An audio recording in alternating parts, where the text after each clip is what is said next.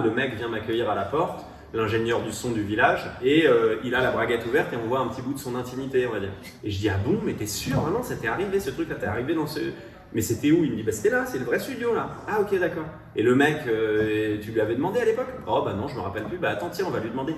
Patrick, viens voir. Et là, je comprends qu'on est à l'endroit, que le mec est là, que la braguette c'est vrai et tout. Et c'était génial. Il s'agit de Michel Gondry, le réalisateur, cinéaste. Et il s'agit de Pierre Ninet, acteur l'accompagnant sur ce projet qui s'appelle Le Livre des Solutions, présenté à la quinzaine des cinéastes. Frein. Un moteur. Puisqu'on dit moteur avant de... On peut dire frein.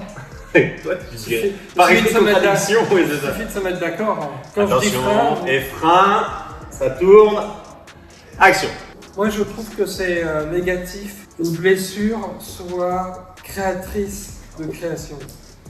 C'est comme par exemple, moi j'étais un fan de Janis Joplin quand j'étais gamin, et je me suis toujours posé la question, est-ce que l'héroïne, ça l'avait poussée à être meilleure? Et j'ai refusé ça dans ma tête.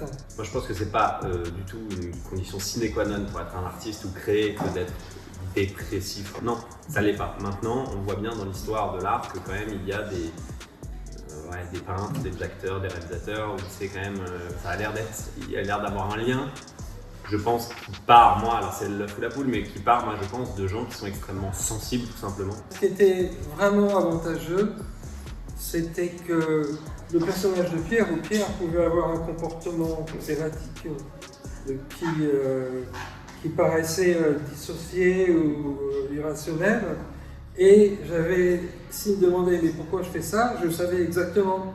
Je pense que j'étais une sorte de réservoir dans lequel Pierre pouvait plonger. Moi j'adore poser des questions à Michel, ce depuis 11 ans. La première fois que je l'ai rencontré, on avait beaucoup parlé, je lui avais demandé d'être mon parrain à une soirée des Césars, il avait accepté, j'étais tout jeune, j'étais hyper impressionné et honoré.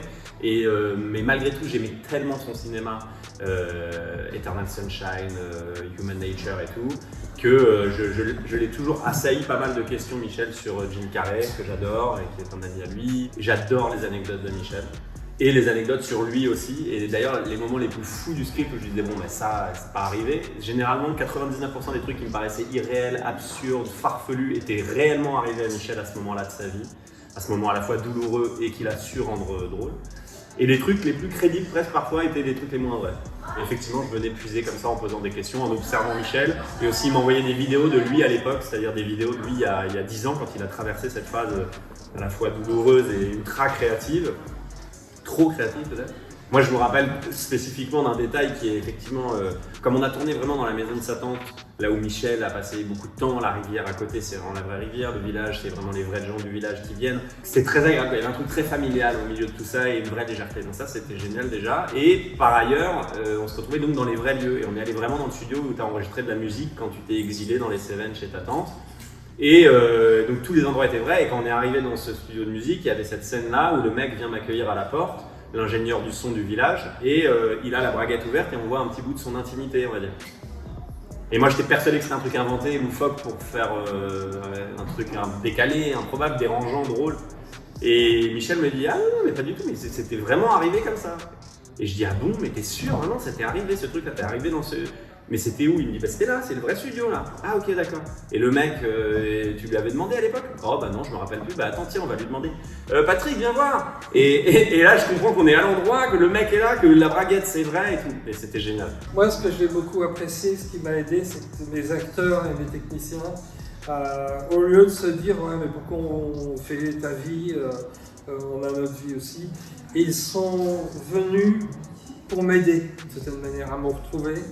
Et j'ai senti un soutien de tout le monde. C'était un de mes meilleurs tournages. Il y avait une ambiance, il y a toujours des égos et des difficultés et on en arrive à arriver sur le tournage avec une boule dans le ventre. Là, il n'y avait rien de tout ça, c'était toujours, j'allais dire du bonheur, mais c'est super ringard. Ouais, non mais c'était facile quoi. C'est vrai. C'est que du bonheur. Pour raconter la période la plus malheureuse de Michel.